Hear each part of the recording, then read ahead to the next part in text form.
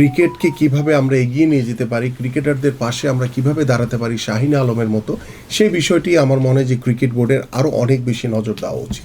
যে আমাদের খেলোয়াড়দের খেলা ছেড়ে দেওয়ার পরে আর হতাশ হওয়ার কোনো কারণ নাই, আমরা তাদেরকে স্থায়ীভাবে তাদের কর্মসংস্থানের ব্যবস্থা করব।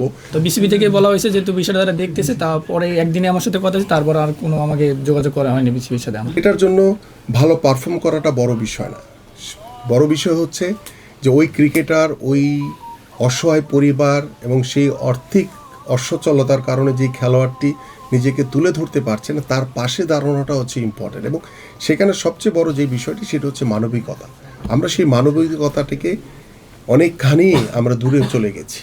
আমি মনে করি যে আমাদের যে ক্রিকেট বোর্ডে যারা এখন বর্তমানে দায়িত্বরত রয়েছেন, যদিও তাদের যে দায়িত্ব সেটি যথার্থভাবে অনেক প্রশ্ন রয়েছে এবং তারা ইতিমধ্যে বিভিন্নভাবে তারা প্রশ্নবিদ্ধ হয়েছেন, তাদের যে লাস্ট যে নির্বাচনের মাধ্যমে তারা যেভাবে পরিচালক হয়েছে। তো আমার কাছে মনে হয় যে সব কিছু ভুলে গিয়ে আমরা যদি ক্রিকেটের স্বার্থে, ক্রিকেটারদের স্বার্থে ক্রিকেটকে কিভাবে আমরা এগিয়ে নিয়ে যেতে পারি, ক্রিকেটারদের পাশে আমরা কিভাবে দাঁড়াতে পারি শাহিন আলমের মতো, সেই বিষয়টি আমার মনে হয় যে ক্রিকেট বোর্ডের আরও অনেক বেশি নজর দেওয়া উচিত। আমি একটা প্রশ্ন করি আপনাকে, সেটা হচ্ছে যে খেলোয়াড়দের সময়টা খুবই কম থাকে বলা যায়, 20 থেকে 30 কিংবা 32, 25, 35 টপ ফর্মে বলা যায়। কিন্তু আমরা যদি সিঙ্গার বলি কিংবা অভিনেত্রী বলি, তারা কিন্তু 8 বছর পর্যন্ত তাদের পেশাটা চালিয়ে যেতে পারে। এটা বলা যায় রিস্ক। এবং কোনো প্লেয়ার যদি সবার জন্য না, কিন্তু আবার এর মধ্যে কোন প্লেয়ার যদি ইনজুরি হয়ে যায় যেমন শাহিন আলম, তাহলে তাদের জন্য আরও বেশি রিস্ক হয়ে যায়। এক্ষেত্রে মনে করেন যে খেলোয়াড়দের জন্য আপনার মানে পেনশন চালু করা, মানে যেটা হলো ইন জেনারেল সবার জন্য। কারণ আমরা দেখা যাচ্ছে যে কেউ প্রবলেম হলো তো তার জন্য সবাই সহযোগিতা হাত বাড়িয়ে দিচ্ছেন, ইন জেনারেলি পেনশন সিস্টেম চালু করাটাও। আমি জাস্ট এক কথা বলতে চাই যে আগামীর বাংলাদেশের ক্রীড়াঙ্গন নিয়ে বাংলাদেশ জাতীয়তাবাদী দল বিএনপির যে দেশ গড়ার যে পরিকল্পনা রয়েছে, ক্রীড়াঙ্গন গড়ার যে পরিকল্পনা রয়েছে, সেটা বাংলাদেশের ইতিহাসে আমি মনে করি যে আমাদের মাননীয় ভারপ্রাপ্ত চেয়ারম্যান জনাব তারেক রহমান, তিনি ক্রীড়াঙ্গনকে ধারণ করে ক্রীড়াঙ্গনকে এগিয়ে নিয়ে যাওয়ার জন্য এবং ক্রীড়াঙ্গনের মাধ্যমে আগামীর বাংলাদেশের রাজনীতিতে গুণগত পরিবর্তন আনার জন্য তিনি শুধু একটি কথাই বারবার বলেন যে আমাদের ক্রীড়াবিদরা হচ্ছে মূল জায়গা, মূল শক্তি, এবং সেই ক্রীড়াবিদদের সকল প্রকারের সুযোগ সুবিধা বৃদ্ধির মাধ্যমে আমরা আমাদের খেলাধুলাকে এগিয়ে নিয়ে যেতে চাই। এবং কিভাবে আমরা দ্রুত সময়ের ভিতরে একটি শৃঙ্খলার মধ্য থেকে, একটি নিয়মের ভিতরে থেকে আমরা একদম রুট লেভেল থেকে শুরু করতে চাই, যাতে আগামী 5 বছর কিংবা 10 বছর বা তার চেয়ে বেশি সময় হলেও আমরা যাতে একটি ক্রীড়াঙ্গনের মাধ্যমে যাতে আমরা বহির্বিশ্বে, বিশেষ করে সাব গেমস, আমাদের এশিয়ান গেমস কিংবা অলিম্পিক গেমসে যাতে ভালো কিছু করার আমরা স্বপ্ন দেখতে পারি, সেই শুরুটা আমাদের ভারপ্রাপ্ত চেয়ারম্যান মহোদয় করতে চান। এবং আপনি যে বিষয়টি বলছেন যে ক্রিকেটারদের বা আমাদের যে ক্রীড়াবিদদের যে পেনশন ভাতা, সেটি কিন্তু আমি ইতিমধ্যে বলেছি যে আমাদের খেলোয়াড়দের খেলা ছেড়ে দেওয়ার পরে আর হতাশ হওয়ার কোনো কারণ নাই, আমরা তাদেরকে স্থায়ীভাবে তাদের কর্মসংস্থানের ব্যবস্থা করব। এবং যারা জাতীয় বীর, জাতীয় খেলোয়াড়, তাদেরকে অবশ্যই একটি সরকারিভাবে ভাতার আওতায় এনে আমরা যাতে তাদের ভবিষ্যৎকে যাতে আমরা সিকিউর করতে পারি, তাদেরকে যাতে আস্থা এবং বিশ্বাসের ভিতরে রাখতে পারি, তারা যাতে কখনোই হতাশাগ্রস্ত হয়ে যাতে তারা দূরে সরে না যায়, এবং তাদের যে সসম্মান দেওয়া দরকার একজন জাতীয় ক্রীড়াবিদ হিসেবে বাংলাদেশ জাতীয়তাবাদী দল বিএনপি এবং আমাদের ভারপ্রাপ্ত চেয়ারম্যান মহোদয় সেই সম্মানটুকু তাদের জন্য অবশ্যই করতে চান। শাহিন ভাই, আপনার কাছে প্রশ্ন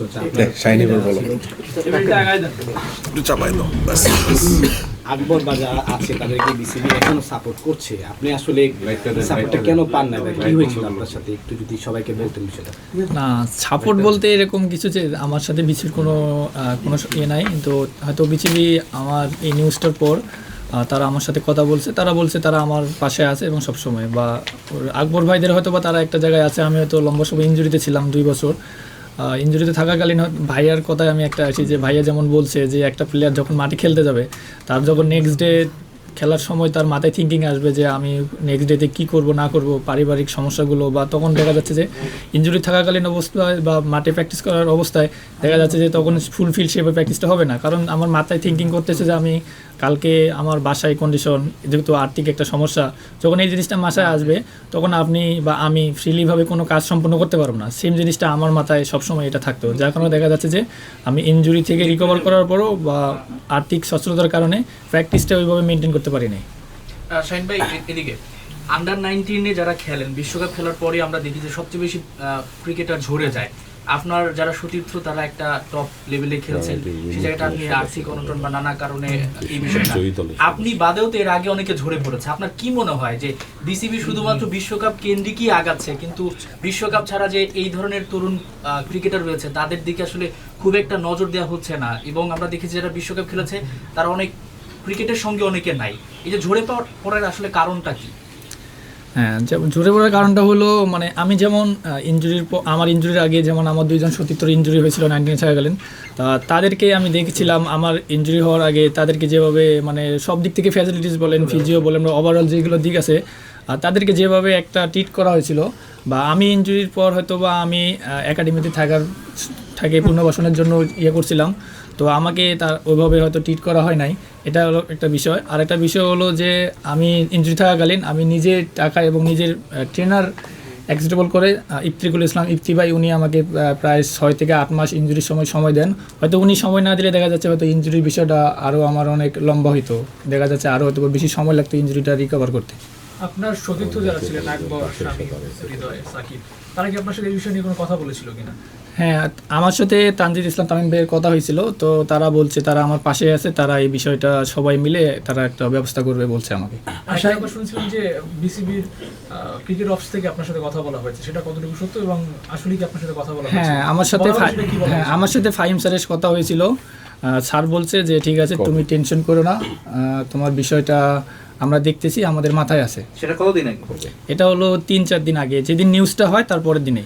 আচ্ছা, আরেকটা বিষয় যে এই যে আমিনুল ভাই কিংবা বিএনপি আপনাদের পাশে আছে, এখন আপনার কাছে একটু রিল্যাক্স মনে হচ্ছে কিনা যে আসলে খারাপ সময় সবাইকে পাওয়া যায়? আমাদের যেমন জাতীয়তাবাদী বিএনপি দলের ভারপ্রাপ্ত মহাসচিব, এর আগেও চেয়ারম্যান, এর আগেও আমিনুল ইসলাম ভাইয়ের মাধ্যমে আমাকে এর আগেও আমার একটা সচ্ছলতা মানে ইনজুরির কারণে ভাই আমাকে হেল্প করছিল। তো এই বিষয়টা যেহেতু আবার ওনার কাছে যেহেতু গেছে, তো উনি আবার আমিনুল ইসলাম ভাইকে বিষয়টা হয়তো আমিনুল হক ভাইকে শেয়ার করে হয়তো বা বিষয়টা ভাইয়া এবং আমাকে ভাইয়ের সাথে এর আগে আমাকে কমিউনিকেশন ছিল, তো ভাইয়া আমাকে টেক্সট করে এবং আমাকে সাংবাদিকদের শুভদেবনাথ দাদা আমাকে বলে যে এই বিষয়টা আমিনুল হক ভাই তোমার দেখছে, এবং আমাদের বিএনপির যিনি ভারপ্রাপ্ত চেয়ারম্যান তারেক রহমান স্যার উনিও দেখছে বিষয়টা, তো বলছে তোমার কোনো টেনশনের কারণ নাই, যে তোমার বিষয়ে তারা একটা ভালো একটা ব্যবস্থা গ্রহণ করবে। শাহিন ভাই, যেটা হচ্ছে ধরেন এই যে আপনি একটা আর্থিক সমস্যার মধ্যে পড়লেন, বিএনপি আপনার পাশে দাঁড়ালো, তারা এখন ক্ষমতায় আসে নাই, কিন্তু তারা ভবিষ্যতে এই বিষয়টা আরো গুরুত্ব সহকারে দেখছে। এটা কি কোনো একটা প্রভাব পড়বে কিনা যে এই বয়সে এসে অনেক ক্রিকেটার ঝরে পড়ছে আর্থিক অনটনের কারণে, কিন্তু বিসিবি বলেন বা এদের তো অনেক স্পন্সর আছে, তাদের ভালো টাকা পয়সা আছে, কিন্তু তারা সময় মতো দাঁড়াতে পারে না, একটা নিউজ দেখার পর তারা দাঁড়ায়। তো এই ব্যাপারটা কি যারা তরুণ ক্রিকেটার আছে বা নতুন যারা আসতে চাইবে তাদের উপর কি একটা প্রভাব পড়বে কিনা, যে না একটা সময় আমি হয়তো যদি লাইমলাইটে না থাকি আমার পাশে তারা দাঁড়াবে না, আমাকে হাত বাড়াতে হবে বা একটা নিউজের অপেক্ষা করতে হবে? কি মনে করছেন আপনি? না, আমি আপনার বিষয়টা বলি যে আমি এই নিউজটা হওয়ার আগে তার 1 থেকে 2 মাস আগে আমি ফাহিম স্যারে আমি একজনের মাধ্যমে এখানে প্রথম আলোর জুবাইর আহমেদ ভাইয়ের মাধ্যমে উনি আমাকে ফাহিম স্যারের নাম্বার দেন, তো উনি আমাকে বলেন যে তুমি স্যারের সাথে কথা বলো। তো আমি স্যারের সাথে কথা বলি, রাত্রে ফোন দিছিলাম, তারপরে স্যার আমাকে বলছিল যে তোমাকে যে ভালো চেনে, তোমার যে কোচ, তাকে বললো বিষয়টা আমার সাথে শেয়ার করতে। তো আমি অবশ্য 2-3 জনকে বলি, হয়তো বা তারা ব্যস্ততার কারণে স্যারকে হয়তো বা সেটা বিষয়ে ইনফরমেশন করতে পারে নাই, তো যার ফলে হয়তো পরেও বিসিবি থেকে আর আমার স্যারের সাথে আর কোনো এই বিষয় নিয়ে কথা হয়নি।